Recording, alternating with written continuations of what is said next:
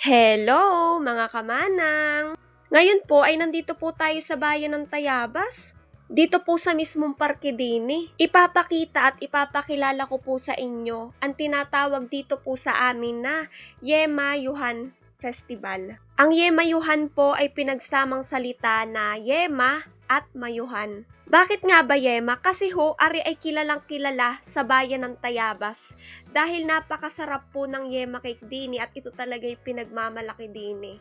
Ito pong Yemayuhan na ari ay sakop pa rin po ng Mayuhan sa Tayabas. Para nga po ipagdiwang si San Isidro Labrador para po sa pasasalamat at para sa masaganang ani. Bukod nga po din sa isang malaking lamesang yema cake na ari, ay meron pa pong yema cake na ipamimigay po dun sa mga taong nakakuha po ng stab.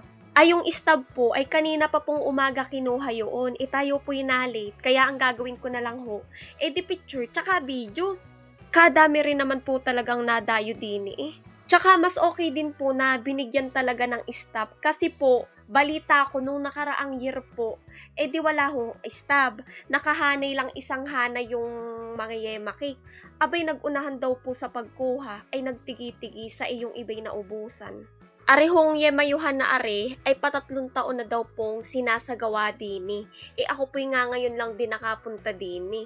Ay pero kung inyo naman po'y matitikman, talagang yanong sarap. Ay yanong saya naman po dini. Bukod po diyan, kanina po'y may pa-intermission din. Abay pagkakadami rin naman pong ganap dini.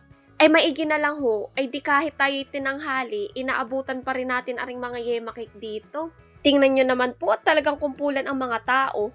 Tsaka yun po, meron din mga paraffol din Ay ewat ko lang din ho kung anong price. Tapos, meron din po talaga mga vlogger na pumupunta din para nga po masaksihan itong yemayuhan na are.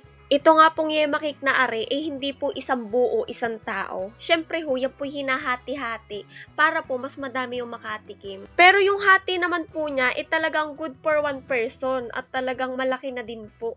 Ay, tsaka kung gusto nyo lang din namang makatikim ng libre, abay pwedeng-pwede na ho are.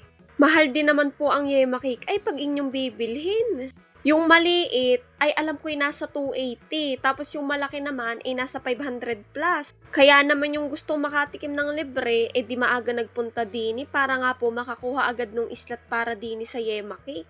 Ayan po, dini po ay hinahati-hati na nga po nila aring yema cake. Abay hindi na din po masama at malaki na rin naman po.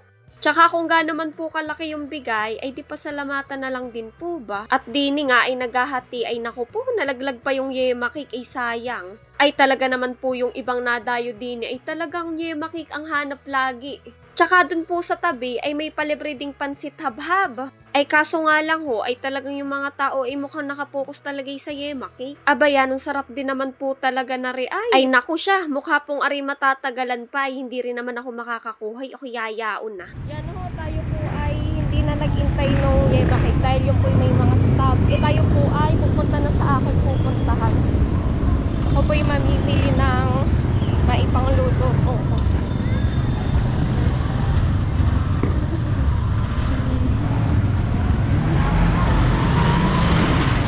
Lakad lang po tayo dahil malapit lang naman yung parke dito sa palengke. Isang diretso lang po.